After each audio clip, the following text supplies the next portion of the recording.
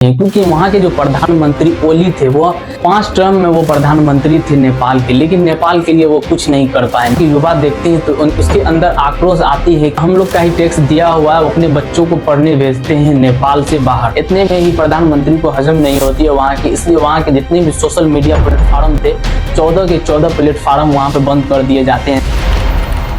नमस्कार दोस्तों, आपको एक ही न्यूज़ दिखाई देती होगी कि नेपाल में किस तरह से प्रोटेस्ट चल रही है।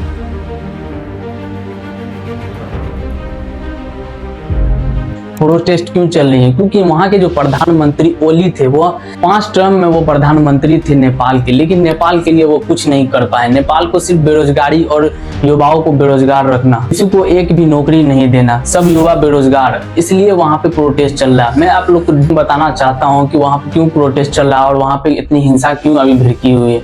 बात यह है दोस्तों कि नेपाल में जब गरीबी चल रही होती है तो नेपाल के जितने भी सांसद हो या प्रधानमंत्री हो, उनके बच्चे विदेश में के पढ़ते हैं और वहां से फोटो वगैरह छोड़ते हैं, मैं ये पहना हूं, लेकिन जब वो फोटोज नेपाल के युवा देखते हैं तो उसके अंदर आक्रोश आती है कि हम लोग का ही पैसा, हम लोग का ही टैक्स दिया हुआ है, अपने बच्चों को पढ़ने भेजते हैं नेपाल से बाहर ताकि उनके बच्चे अच्छे पढ़ सके। और हम लोग जो इतने टैक्स दे रहे हैं, हम लोगों को क्या, हम लोगों का एक नौकरी भी नहीं, हमारे घर में चूल्हा तक नहीं जल रहा है। इतनी बेरोजगारी नेपाल में बढ़ती जा रही है, इसलिए वहाँ के युवा एक कदम उठाते हैं और एक ग्रुप बनाते हैं जैन भी।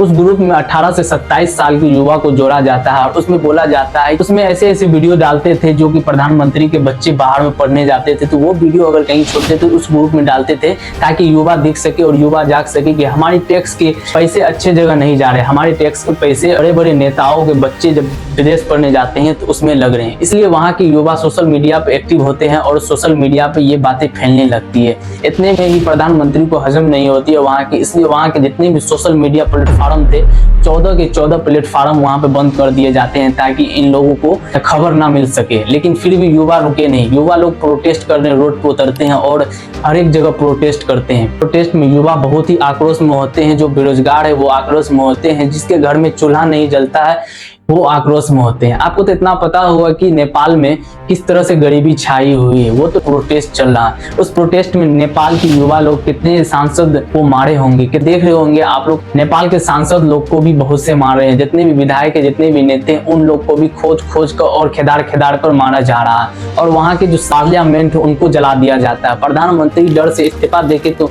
निकल जाते हैं, लेकिन बेचारी उनकी वाइफ फंस जाती है, जो कि महंगे महंगे सोने पहन के घूमते थे नेपाल के अंदर, और उनकी वाइफ को दुखद तरीके से जलाकर उन्हें मार दिया जाता है। ये तो बहुत दुखद घटना है कि उनकी वाइफ को जिंदा जला के मार दिया जाता है, लेकिन प्रधानमंत्री तो इस्तीफा देके चल जाते हैं। अभी भी युवा आक्रोश में, पूरी नेपाल में अभी भी प्रोटेस्ट चल रही है। कितने नेताओं को घसीट के मारा गया है, कितने घर को जला दिए गए हैं, कितने मॉल को उन्होंने लूट लिए हैं, लेकिन युवा अभी भी आक्रोश में है। लेकिन अब नेपाल के प्रधानमंत्री जो ओली थे वो तो इस्तीफा दे दिए हैं। अब इसके बाद कौन प्रधानमंत्री बनते हैं और वो कैसा काम करते हैं वो तो अब नेपाल की जनता ही तय करेगी कि अब किसकी सरकार बनानी है ताकि हम लोगों की भले की काम हो, हम लोगों के टैक्स से अच्छे काम हो, हम लोगों को टैक्स से हमें रोजगार मिले, हमारे घरों में भी चूल्हा जले। इस तरह से अभी प्रोटेस्ट चल रहा है। आप लोग देख ही रहे हैं कि किस तरह से प्रोटेस्ट चल रहा है नेपाल की ओर, और नेपाल के युवा इस तरह से आक्रोश में है कि वो कुछ भी कर दिए जा रहे हैं। ऐसा तो लेकिन नहीं करनी चाहिए। प्रधानमंत्री की वाइफ को जला देना, कहीं मॉल